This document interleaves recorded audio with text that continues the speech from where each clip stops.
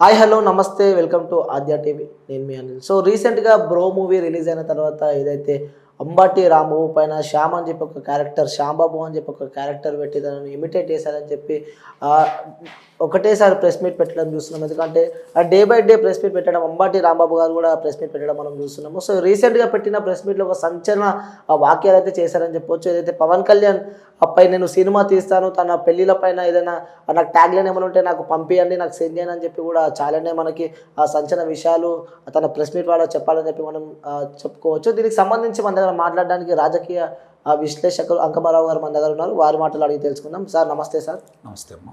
Sir ఎలా చూడవచ్చు, bro movie release అయింది, దాని తర్వాత కూడా ఏదైతే ఈ అంబటి రాంబాబు అని చెప్పి ఏదైతే మంత్రి ఉన్నాడో మంత్రి పేరు కూడా తను ఇమిటేట్ చేశారు, తన క్యారెక్టర్ ఇమిటేట్ చేశారు అని చెప్పి కూడా పదే పదే ప్రెస్ మీట్ పెట్టడం, రీసెంట్గా ఒక సంచలన ప్రెస్ మీట్ పెట్టడం మనం చూస్తున్నాము. ఏదైతే పవన్ కళ్యాణ్ పెళ్ళిళ్ళ పైన నేను ఒక సినిమా తీస్తాను, నాకు కావాలి, ఇంకా నాకు ఏదైనా మీ దగ్గర ట్యాగ్ లైన్ ఉంటే నాకు పంపియండి అని చెప్పి చెప్పారు. దీన్ని ఏ విధంగా చూడవచ్చు అంటారు సార్? నిన్న ఆయన ప్రెస్ మీట్ కూడా చూడటం జరిగింది. పవన్ కళ్యాణ్ గారి గురించి, ఆయన తీయబోయే వెబ్ సిరీస్ గురించి, చిత్రాల గురించి, మరి వాళ్ళు అనుకుంటున్నటువంటి పేర్లు ఏ పేర్లు పెట్టాలి అని చెప్పని 5-6 రకాల పేర్ల గురించి కూడా ఆయన ప్రెస్ మీట్లో చెప్పడం కూడా జరిగింది. ఒకటి అర్థం చేసుకోండి, ఈ కాంగ్రెస్ పార్టీ కావచ్చు, ఈ పిల్ల కాంగ్రెస్ పార్టీకి కావచ్చు, మొట్టమొదటి నుంచి కూడా ఇలాంటి చిత్రాలు తీయటం అనేది వాళ్ళకి వెనతో పెట్టిన విద్య. ఇవాళేం కాదు ఇది. అన్న నందమూరి తారక రామారావు గారి మీద ఆ రోజు మొదలుపెట్టి ఆయన అధికారంలో ఉన్నప్పుడు ఏవే చిత్రాలు తీశారో, ఈ కాంగ్రెస్ అనుబంధంగా ఉండేవాడు అందరూ కలిసి ఎలా చేశారనేది క్షుణ్ణంగా ప్రజలందరూ కూడా తెలుసు.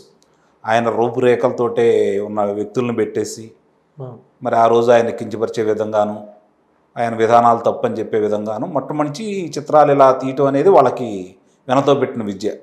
ఈరోజు కొత్తగా వాళ్ళు చేసేది ఏమీ లేదు, పెద్ద అడావుడి ఏమి లేదు. ఇప్పుడు నిన్న ఆయన ఈ సినిమా గురించి ఎందుకు మాట్లాడాడని చెప్పి ఒకసారి మనం పరిశీలన చేసుకుంటా ఉంటే విషయం పవన్ కళ్యాణ్ గారిది కాదు, లేకపోతే ఈ చిత్రానికి సంబంధించింది కాదు. ఇది ఒకటి అర్థం చేసుకోవాలి ప్రజలందరూ కూడా, ఆంధ్ర రాష్ట్ర ప్రజలందరూ కూడా. ఇప్పుడు తెలుగుదేశం పార్టీ అధినేత, మాజీ ముఖ్యమంత్రి చంద్రబాబు నాయుడు గారు ఈ ప్రాజెక్టులకు సంబంధించినటువంటి కార్యక్రమాన్ని చేపట్టి కర్నూలు నుంచి శ్రీకాకుళం వరకు ప్రాజెక్టులు 69 ప్రాజెక్టులు పడకేసి ఉన్నాయి. తెలుగుదేశం పార్టీ హయాంలో ఆ ప్రాజెక్టులు ఏ విధంగా పురోగతి సాధించాయి, ఇప్పుడు ఎందుకు ఇట్లా ఉన్నాయి, మరి 69,000 కోట్ల రూపాయలు ఆ రోజు తెలుగుదేశం ప్రభుత్వం దానికోసం ఖర్చు పెట్టడం కూడా జరిగింది. ఈ ప్రభుత్వం వచ్చిన తర్వాత 12,000 కోట్లు మాత్రమే ఖర్చు పెట్టడం కూడా జరిగింది. ఇవన్నీ జనాలకు చెప్తూ జనాలని ఏం జరుగుతుంది ఈ ప్రభుత్వంలో, నీటి సాగు ప్రాజెక్టులను ఎందుకు వీళ్ళు పడకేయించారు, మనకు వచ్చినటువంటి ఈ ప్రాజెక్టులన్నీ పూర్తయిపోతే ఆంధ్ర రాష్ట్రం ఎలా ఉంటుంది, వీళ్ళ వల్ల ఎంత నష్టపోయిందని చెప్పని ప్రజలకు వివరంగా చెప్పడం కోసం ఆయన బయలుదేరితే దాన్ని దారి మళ్లించడం కోసం ఈ కార్యక్రమం ఎత్తుకున్నారు వీళ్ళు. ఇప్పుడు ఈయన మాట్లాడాల్సింది ఏంటి? ఈ నీటిపారుదల శాఖ మంత్రే కదా.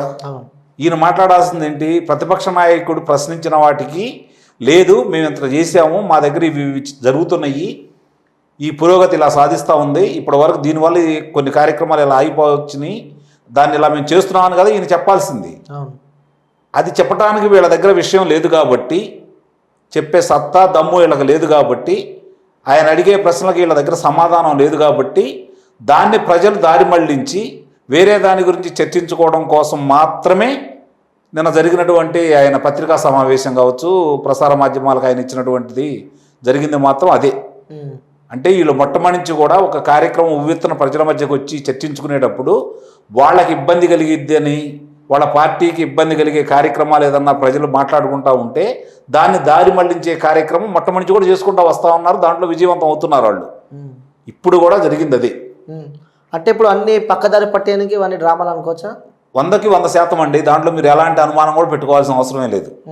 చంద్రబాబు నాయుడు గారు ఈరోజు ప్రజల మధ్యకి వెళ్తూ ప్రజలు ఆయన చెప్పేది వింటున్నారు కాబట్టి, ఆయన చెప్పేది ప్రజల అంటే మీడియా ద్వారా, ఈ ప్రసార మాధ్యమాల ద్వారా ఈ చర్చ తీసుకుని వస్తే ఆయనకి ప్రాముఖ్యత తగ్గిపోయి అక్కడ దానికంటే కూడా దీని మీద చర్చ జరుగుతుంది కాబట్టి ఈయన మాట్లాడితే దానికి పవన్ కళ్యాణ్ గారు లేకపోతే పవన్ కళ్యాణ్ గారి జనసేన సైనికులు మాట్లాడుతూ ఉంటే చర్చ దాని మీదకి వెళ్ళింది కాబట్టి చంద్రబాబు నాయుడు గారి యొక్క ఈ ప్రాజెక్టుల సందర్శన కార్యక్రమం ఆ మీటింగులు జనానికి చేరవేసే విధంగా ఉండకూడదని, వాళ్ళకి చేరకూడదని ఈ కార్యక్రమం చేపట్టారు వీళ్ళు.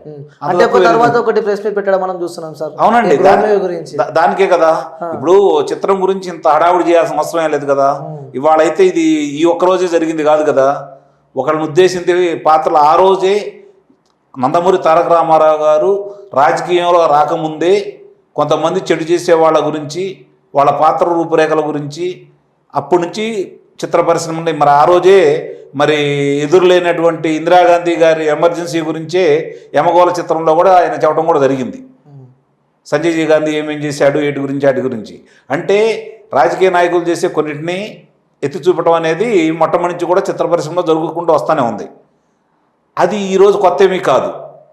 ఇప్పుడు దీని గురించి ఎందుకు మాట్లాడుతున్నారు, దీని గురించి ఎందుకు ఇంత ప్రచారం చేస్తున్నారంటే చంద్రబాబు నాయుడు గారు చేసే ఈ ప్రాజెక్టుకు సంబంధించి ఆయన వివరంగా ఏ ప్రాజెక్టులు ఏ ప్రాంతాల్లో ఏ దశలో ఉన్నాయి, ఎందుకు దీనికి వీళ్ళు పట్టించుకోవట్లేదు. ముఖ్యంగా రాయలసీమ వాసి కదా, కడప వాసి, పులివెందుల పులి అంటారు కదా ఈ ముఖ్యమంత్రి గారిని. మరి అలాంటి రాయలసీమ వాసి ఆయన హయాంలో ఎందుకు ఈ రాయలసీమలో ఉన్నటువంటి ప్రాజెక్టులన్నీ పడకేశాయి, అవన్నీ వివరంగా చెప్పడం కోసం ఆయన ప్రజల దగ్గరికి వెళ్తున్నాడు. దాన్ని ఓర్చుకోలేని తనంతో దారి మళ్లించే కార్యక్రమమే ఈ పవన్ కళ్యాణ్ గారి మీద ఈరోజు ఈ జనవరుల శాఖ మంత్రి గారు ఈ విధంగా మాట్లాడటం కూడా జరుగుతుంది. ఆయన మాట్లాడాల్సింది ఏంటి? లేదు నాయన, ఆయన చెప్పేది అబద్ధం, మేము ఇదిగో ఈ ప్రాజెక్టుల పురోగతి ఇలా సాధిస్తూ ఉంది, దీనికి ఇంత కేటాయించడం కూడా జరిగింది, ఈ పనులు ఇలా జరుగుతుంది అని చెప్పుకోవాలి కదా.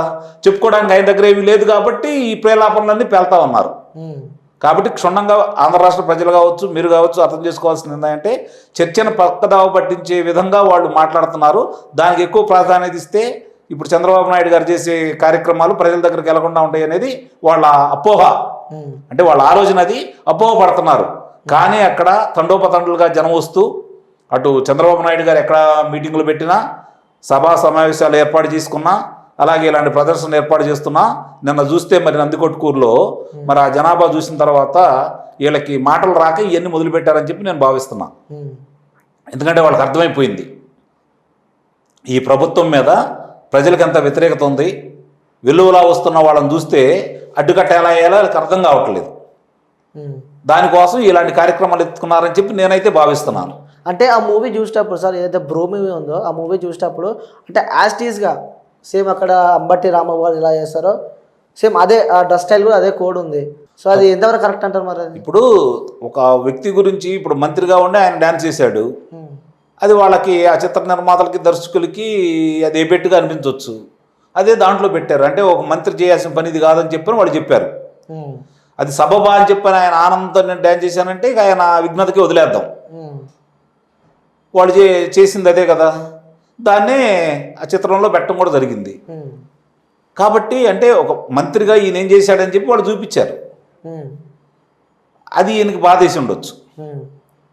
దానికంటే కూడా ఇప్పుడు జరుగుతున్నటువంటి నేను చెప్పినట్లు ఈ ప్రాజెక్టుల సందర్శనని ఇవన్నీ పక్కదారి మళ్లించడానికి తెలుగుదేశం పార్టీకి వచ్చే ప్రజాదరణ చూసి ఓర్చుకోలేక, తట్టుకోలేక, వీళ్ళకి నిద్రపట్టక ఇలాంటి కార్యక్రమాలు చేపడుతున్నారని చెప్పి మనం భావించాలి. ఇంకోటి పవన్ కళ్యాణ్ గారిని కాకుండా త్రివిక్రమ్ శ్రీనివాస్ని, అలాగే సినీ నిర్మాతని చాలా మందిని కూడా విమర్శలు చేయడం చూస్తున్నాం మనం. అంటే 14 పవన్ కళ్యాణ్ గారి గురించి మాట్లాడితే ఏముంటది? వీళ్ళని కూడా ఇన్వాల్వ్ చేస్తూ ఉంటే అది చర్చా వేదిక అవుతుంది కదా. కాబట్టి వాళ్ళు అలా మాట్లాడుతూ ఉంటారు. ఏదైతే సినీ నిర్మాత టీజీ ప్రసాద్ ఉందో తను చంద్రబాబు నాయుడు మనిషి, ఏదైతే అమౌంట్ ఉన్నాయో అవి పంపించడానికి, దారి మళ్లించడానికి ఈయన త్రూలో బ్లాక్ మనీగా పంపిస్తున్నారు అని చెప్పి కూడా ఒక ఆరోపణ నడుస్తుంది. ఇప్పుడు మీరు ప్రభుత్వంలో ఉన్నారు, మీకు అనుకూలమైన ప్రభుత్వం కేంద్రంలో ఉంది. వాళ్ళిద్దరి చేత మీ ప్రభుత్వం చేత వాళ్ళ చేత దాని మీద ఎంక్వైరీ చేసి పరిశీలన చేసి నిజంగా చంద్రబాబు నాయుడు గారి డబ్బు, తెలుగుదేశం పార్టీ డబ్బు కనుక అట్లా ఎల్లుంటే దాన్ని బయటికి తీసి చెప్పండి. మీరే కదా అధికారంలో ఉంది, మీరు ప్రతిపక్షంలో లేరుగా. అధికారంలో అంటే మీరు చేత కాదా? అంటే అది మీరు చెప్పింది నిజం కాదా? మీరు చెప్పింది నిజమైతే ఇది ఇట్లా జరిగింది, ఈ విధంగా నిధులు ఇలా దారి మళ్ళీ మా కోసం మా వ్యతిరేకంగా తెలుగుదేశం పార్టీ నిధులు ఇచ్చేసి ఈ చిత్రం తీయించిందని చెప్పని మీరు నిరూపించండి. వచ్చే నష్టం ఏంటి? మీకు మేలే కదా. దానివల్ల తెలుగుదేశం పార్టీ ఇలా చేసిందని చెప్పుకోవడానికి మీకు అవకాశం కలుగుతుంది కదా. అభాండం వేశారు, అభాండాన్ని నిరూపించుకోవాల్సిన బాధ్యత కూడా మీదే కదా. కాబట్టి అతను తెలుగుదేశం పార్టీ వాడా, తెలుగుదేశం పార్టీ ఇచ్చిన డబ్బులతో చేశాడనేది మీరు విచారణ చేసి ఆ విచారణలో ఆయన దోషిగా తేలితే ప్రజలందరూ కూడా నమ్ముతారు కదా. అవకాశం మీకు ఉంది. ఆ అవకాశాన్ని ఎందుకు సద్వినియోగం చేసుకోలేకపోతున్నారు మీరు? అబండాలు మాత్రం ఎందుకు వేస్తున్నారు? ఆలోచించుకోవాలి. ప్రజలు కూడా ఆలోచిస్తున్నారు. మీరు చెప్పే అబద్ధాలు ఏమేంటో జనానికి అర్థమైపోతున్నాయి కాబట్టి ఇప్పుడు మీ మీద ఆశలు సన్నగిల్లిపోయి మీరు చెప్పిన అబద్ధాలు, ఆ రోజు మీరు చేసినటువంటి నవరత్నాల యొక్క అభియోగాల హామీలు కూడా ఈరోజు అవి నెరవేరలేకపోతూ ఉన్నాయి. ప్రజలకు ఎంత హాని జరిగిందో వాళ్ళు తెలుసుకుంటున్నారు కాబట్టి మీ మీద తిరగబడుతున్నారు ప్రజలు. ఆ తిరుగుబాటును చూసి తట్టుకోలేక, ప్రతిపక్షానికి వస్తున్న ఆదరణ చూసి మీకు తట్టుకోలేక ఈ విధమైన ప్రేలాపనం వెళ్తున్నారని చెప్పని మేము భావిస్తున్నాం. ఏదో ప్రెస్ మీట్లో కొన్ని టైటిల్స్ కూడా అనౌన్స్ చేయడం జరిగింది. అదేనండి, అంతకంటే చెప్పండి. ఇప్పుడు టైటిల్స్ అంటే ఇప్పుడు నేను చిత్ర పరిశ్రమకు సంబంధించిన వ్యక్తిగా ఏదన్నా అనుకున్నాం అనుకోండి, నేను ఒక సంస్థకి వ్యక్తిని కదా, నేను అనుకున్న దాన్ని తీసుకెళ్ళి ముందు ఛాంబర్లో ఆ పేరు రిజిస్టర్ చేయించుకుంటాం. నా చిత్రానికి ఈ పేరు పెట్టుకుంటున్నాం అని చెప్పని ఒక్కొక్క నిర్మాతకి 2 పేర్లు పెట్టుకోవడానికి అవకాశం ఉంటుంది. మరి నిన్న ప్రదర్శించినందువల్ల ఎంతమంది నిర్మాతలను పెట్టుకొని ఎన్ని సంస్థలు పెట్టుకొని ఆ పేర్లన్నీ దాంట్లో రిజిస్టర్ చేయించుకుంటాడో చూద్దాం. ముందు అది చేయాలి కదా, సంస్థను పెట్టాలా, ఆ సంస్థ పేర్లు రిజిస్ట్రేషన్ చేయించుకోవాలి. కథ నా దగ్గర ఉంది, దీనికి నిర్మాతలు వస్తారు, నటీనటులు వీళ్ళందరినీ ఇప్పుడు చేస్తున్నాను అన్నాడు కదా, వాళ్ళందరూ వచ్చి చేసి ఇప్పుడు ఆల్రెడీ వాళ్ళు చేస్తున్నారు. వాళ్ళతో మరి రామ్ గోపాల్ వర్మ గారు కొంతమందిని పెట్టేసి మరి తెలుగుదేశం పార్టీకి వ్యతిరేకంగా, చంద్రబాబు నాయుడు గారికి వ్యతిరేకంగా మరి ఆయన రూపురేఖలతోటి గతంలో చిత్రాలు కూడా నిర్మించడం కూడా జరిగింది కదా వాళ్ళ మనుషులు. ఇది కూడా అలానే చేస్తారు, ఎందుకంటే వాళ్ళ దగ్గర కావాల్సినంత నిధులు ఉన్నాయి కాబట్టి చేస్తారు. చేయరని అయితే నేను అనుకోవట్లేదు, చేస్తారు. కాబట్టి ఎన్నికల ముందు చేస్తారా ఎన్నికల తర్వాత చేస్తారా అనేది చూసుకోవాలి. అంటే ఎన్నికల ముందు పవన్ కళ్యాణ్కి బుద్ధి చెప్తారు, ఈ సినిమా తర్వాత వెబ్ సిరీస్ తర్వాత పవన్ కళ్యాణ్ నిజాయితీ ఏదో నేను చూపిస్తాను, ప్రతిసారి పెళ్లిళ్ళ టాపిక్ వస్తుంది సార్. అదే కదా, ఇంకంతకంటే వేరే ఏం లేదు కదా. ఇప్పుడు రాజశేఖర్ రెడ్డి గారి గురించో లేకపోతే జగన్మోహన్ రెడ్డి గారి గురించో మాట్లాడుకుంటూ ఉంటే వాళ్ళకి సంబంధించినవన్నీ బయటకు వస్తాయి. ఇప్పుడు పవన్ కళ్యాణ్ గురించి మాట్లాడాలంటే ఆయన అవినీతి పరుడో లేకపోతే ఏదన్నా కుంభకోణాలు చేశాడంటానికి వీళ్ళ దగ్గర లేవు కదా. వీళ్ళ దగ్గర ఉన్న ఒకే ఒక ఆయుధం ఏంటంటే పెళ్ళిళ్ళు. పవన్ కళ్యాణ్ గురించి మాట్లాడాలి అంటే పెళ్ళిళ్ళు తప్ప రెండోది ఏమి లేదు కదా. పదే అదే మాట్లాడుతున్నారు, వేరే ఏమి లేవు కదా. ఇప్పుడు జగన్మోహన్ రెడ్డి గారి గురించి మాట్లాడుకోవాలంటే ఈడీ 43,000 కోట్ల రూపాయల ఆస్తుల్ని అటాచ్ చేసిందని చెప్పుకుంటారు, 16 నెలలు జైల్లో ఉన్నాడని చెప్పుకుంటారు. మీ నాయకుడి గురించి, మీ నాయకుడి మీద ఇన్ని అవినీతి ఆరోపణలు ఉన్నాయని చెప్పుకుంటారు. మీ నాయకుడు కోర్టుకు వెళ్ళలేదని చెప్పుకుంటారు, 4 సంవత్సరాలు 3 నెలల నుంచి కోర్టుకు వెళ్ళలేదని చెప్పుకుంటారు. పక్కనే ఉన్న ఎన్ఐఏకి సంబంధించి మరి కోడికత్తి కేసుకు సంబంధించి విచారణ జరుగుతూ ఉంటే వెళ్ళి సాక్షిగా బాధితుడిగా నువ్వు వెళ్ళి అక్కడ సాక్ష్యం చెప్పట్లేదని చెప్పుకుంటారు. మీ నాయకుడి మీద గురించి చెప్పుకోవడానికి ఇవన్నీ ఉన్నాయి. బెంగళూరులో ప్యాలెస్ ఉందని చెప్పుకుంటారు, ఇడుపులపాయలో ప్యాలెస్ గురించి చెప్పుకుంటారు, ఎస్టేట్ గురించి చెప్పుకుంటారు, హైదరాబాద్లో ప్యాలెస్ గురించి చెప్పుకుంటారు, ఇప్పుడు మరి తాడేపల్లిలో ఉన్న ప్యాలెస్ గురించి చెప్పుకుంటారు, వైజాగ్లో కట్టుకున్న ప్యాలెస్ గురించి చెప్పుకుంటారు. వీటి గురించి మాట్లాడుకోవడానికి మీ నాయకుడికి కావాల్సిన ఉండే జనానికి. పవన్ కళ్యాణ్ గురించి మాట్లాడుకోవడానికి ఇంతకంటే ఏం లేవు కదా, పెళ్ళిళ్ళ గురించి తప్ప. ఇంకా ఏం చెబుతారు మీరు? చెప్పుకోవడానికి మీకు ఏం లేవు కాబట్టి ఇవే ఉన్నాయి, అయ్యే చెప్పుకుంటున్నారు, వాటి మీద వెళ్ళిపోతున్నారు మీరు. ప్రజలు కూడా అర్థం చేసుకుంటున్నారు. 14 పెళ్ళి గురించి మాట్లాడుకుంటున్నారంటే ప్రజలు కూడా అర్థం చేసుకుంటానే ఉన్నారు. అంటే మీ దగ్గర ఇంతకంటే విషయం ఏం లేదు అతని మీద మాట్లాడటానికి. మొన్న తీసుకున్న రెమ్యునేషన్ కూడా ఏదైతే 24 days 25 daysకి ఎగ్జాక్ట్లీ ఒక 80 crores దాకా తీసుకున్నాడు అని చెప్పారు. వీళ్ళకి వచ్చే నష్టమే ఉందండి. ఇచ్చే నిర్మాత ఉన్నాడు, నిర్మాత కదా నష్టపోయేది. ఒకవేళ ఏదన్నా వస్తే వీళ్ళకి ఎందుకు అంత బాధ? ఎక్కువ డబ్బులు ఇస్తున్నారు, ఏమేం చేస్తున్నారు, ఎలా ఉంటాయి ఏందనేది వీళ్ళకి ఎందుకు? అరే 4 కిలోమీటర్లు వెళ్తానికి హెలికాప్టర్లో వెళ్తున్నాడు మీ నాయకుడు, 7 కిలోమీటర్లు వెళ్తానికి హెలికాప్టర్లో వెళ్తున్నాడు మీ నాయకుడు. ముందు దాని గురించి మాట్లాడిన ప్రజాధనం ఎంత నిరుపయోగం అవుతుంది అక్కడ. ఇప్పుడు ఆ డబ్బులు పెట్టుకుంటే ఇంకో మంచి కార్యక్రమాలు చేసుకోవచ్చు కదా. చెట్లు కొట్టేస్తున్నారు పర్యావరణానికి, నిజంగా ఎంత హానిది. మీ మీద ఎన్ని కేసులు పెట్టాలా? అధికారంలో ఉంది కదా అని చెప్పి ఇష్టారాజ్యంగా మీరు చేస్తున్నారు కదా. ఇది కరెక్టా? పర్యావరణానికి ఇంత ముప్పు తీసుకురావడం కరెక్టా? ఇది న్యాయమా? మీరు చేస్తున్న పరిపాలన ఇదేనా? 151 సీట్లు వచ్చిన వాళ్ళు మీరు, 22 మంది ఎంపీలు, 9 మంది రాజ్యసభ సభ్యులు ఉన్న మీరు, కేంద్రం మీద పోరాడవలసిన మీరు ఏం చేస్తున్నారు? నిధులు రావడం కావచ్చు, మీ అవసరాల కోసం కావచ్చు, అప్పులు ఇస్తున్నారు కాబట్టి మీరు కేంద్రం జోలికి వెళ్లకుండా మీ పనులు మీరు చేసుకుంటూ ఉన్నారు. మీరు చేయాల్సిన ప్రజాపరమైన కార్యక్రమాల గురించి మీరు మనసు పెట్టండి. 151 సీట్లు ఇచ్చిన ప్రజల మనసులో చిరస్థాయిగా నిలిచిపోయే విధంగా మీరు పరిపాలన చేయలేదు కాబట్టి ప్రజలు తిరుగుబాటు చేస్తున్నారు. ప్రతిపక్షానికి ఆధారం వస్తుంది. అది గమనించారు కాబట్టి మీరు ఇలాంటి కార్యక్రమాలను చేస్తున్నారు. మిమ్మల్ని ఇంటికి పంపించడానికి ప్రజలు సిద్ధంగా ఉన్నారు. ముందు దాన్ని ఎలా ఎదుర్కోవాలో ఆలోచించుకోండి. అంటే బ్రో మూవీ కలెక్షన్ కూడా 70 కోట్లు కూడా రాలేదు. అదే రెమ్యునేషన్ అయితే 80 కోట్లు ఇచ్చారు. నష్టం నీకేంటయ్యా? 80 వచ్చిందా 70 వచ్చిందా అసలు ఏమి రాదు, జనం చూడరు. నీకు వచ్చిన నష్టం ఏంటి? నష్టపోతే నిర్మాతలు వచ్చి సినిమా తీయరు కదా మళ్ళీ అతనితోటి. దానికి నీకు సంబంధం ఏంటి? పోనీ ఆ నష్టం వచ్చింది, ఇప్పుడు ఆ నష్టం ప్రభుత్వం ఏమైనా ఇస్తుందా? ఇవ్వదు కదా.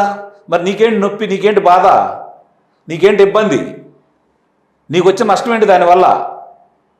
నీ ఆస్తులు ఏమైనా కట్టమంటున్నాడా ఆ నిర్మాత? నీ ఆస్తులు ఏమైనా కట్టమంటున్నారా లేకపోతే ఆ డిస్ట్రిబ్యూటర్లు? మరి మీకు వచ్చే నష్టం ఏంటి? ఎందుకు మాట్లాడుతున్నారు మీరు దీని గురించి?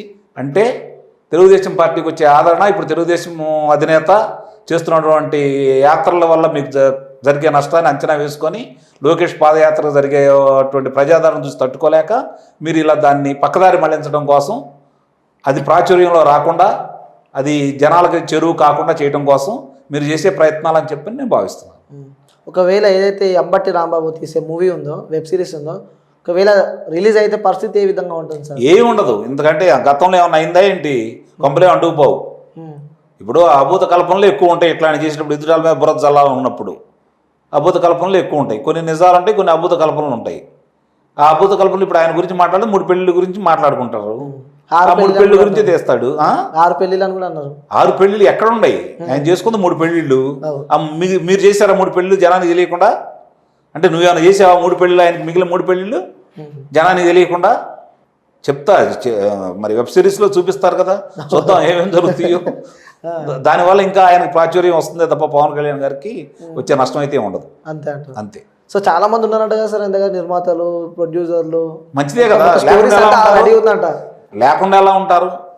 అధికార పార్టీ అనుకూలంగా ఉండేవాళ్ళు లేకుండా ఉంటారా?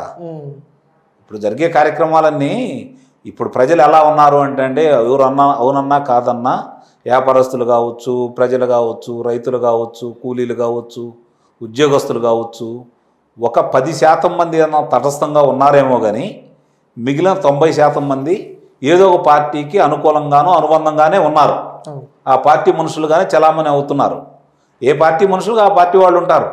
డబ్బు ఉండాళ్ళు ఉంటారు, డబ్బు లేని వాళ్ళు ఉంటారు. డబ్బు లేని వాళ్ళు కార్యకర్తలుగా ఉంటారు, డబ్బు ఉండాళ్ళు పార్టీకి పోషకులుగా ఉంటారు. కాబట్టి వీళ్ళ దగ్గర డబ్బు ఉండాలి, చిత్రాలు నిర్మించవచ్చు. అంటే ఆ మూవీలో చంద్రబాబు నాయుడు గారి గురించి కూడా ఉండే అవకాశాలు ఏమైనా ఉన్నాయంటారా? అది వాళ్ళు చెప్పాలి, మనకి ఎట్లా తెలుస్తుంది? ఇప్పుడు అయితే పవన్ కళ్యాణ్ గారి మీద దృష్టి పెట్టారు కాబట్టి దాంట్లో సహజంగానే ఇరికిస్తారు, అనుమానమే లేదు.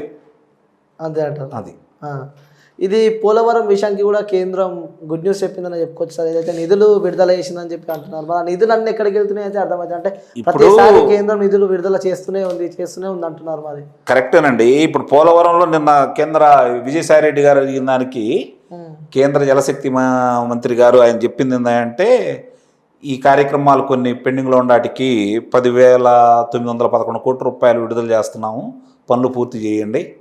అలాగే దెబ్బతిన్న మొన్న శిల్పేలు ఇవన్నీ దెబ్బతిన్నాయి కదా, ఆ మరమ్మతుల కోసం 2,000 కోట్ల రూపాయలు ఇస్తాము. మిగిలిన వాటికి కూడా మీరు అంచనాలు లెక్కలు ఇచ్చేస్తే వాటికి కూడా చేస్తామని చెప్పని మంచి కబురే చెప్పారు. దాన్ని వచ్చి వీళ్ళు చేసినప్పుడు మనం దాని గురించి మాట్లాడుకుందాం. కేంద్రం ఇస్తానే ఉంది, ఆ ఇచ్చిన నిధులన్నీ దారి మళ్ళీ పోతానే ఉన్నాయి కదా. ఇప్పుడు వీళ్ళు ఆ నిధులు వస్తే ఏం చేస్తారో చూద్దాం. మరి వీళ్ళకున్న సమయం ఇంకా 8 నెలలు, అంటే 3 నెలలు ఎటు అయిపోయింది, 8 నెలలు, చివరి నెల ఎటు, చివరి 2 నెలలు ఎటు ఎన్నికలతో సరిపోతాయి. అంటే ఇంక 7 నెలలు. నోటిఫికేషన్ వచ్చిన తర్వాత పనులు ఏం చేయకూడదు కాబట్టి 6 నెలలు. ఈ 6 నెలల్లో మరి వాళ్ళు ఇచ్చే నిధుల్ని మరి ఏ విధంగా చేస్తారో, ఇప్పుడు వర్షాలు పడతా ఉన్నాయి, నీళ్లు ఉంటున్నాయి, మరి వాళ్ళు ఏ విధంగా చేస్తారో చూడాలి. అసలు వీళ్ళకంటే ఓ ప్రణాళిక అనేది లేదు కదా.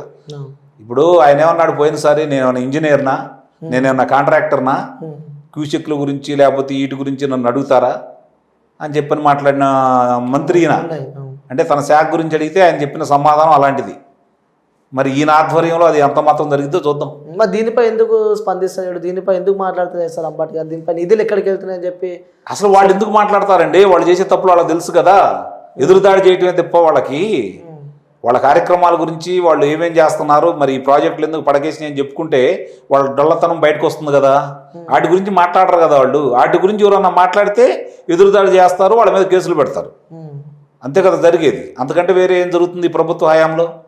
కాబట్టి దాని గురించి జనం కూడా వీళ్ళ మీద ఇక నమ్మకాలు సన్నగిలిపోయినాయి. వీళ్ళు చేస్తారని ఆశ అయితే లేదు. వాళ్ళు నమ్ముకున్న విధానం, వాళ్ళు ఎంచుకున్న విధానంలో వాళ్ళు ఎన్నికలకు వెళ్ళేసి విజయం సాధించాలని వాళ్ళు భావిస్తూ ఉన్నారు. దానికి ప్రజలు కూడా సిద్ధంగానే ఉన్నారు. ప్రజలు ఎదురు చూస్తున్నారు. ఇప్పుడు దాకా రాజకీయ పార్టీలు ఎదురు చూసేయి ఎక్కడన్నా ఎన్నికలు జరగాలని. ఎందుకంటే ప్రభుత్వం ఓడిపోవాలా, మేము రావాలని చెప్పి ప్రతిపక్షాలు ఎదురు చూస్తూ ఉండేవి.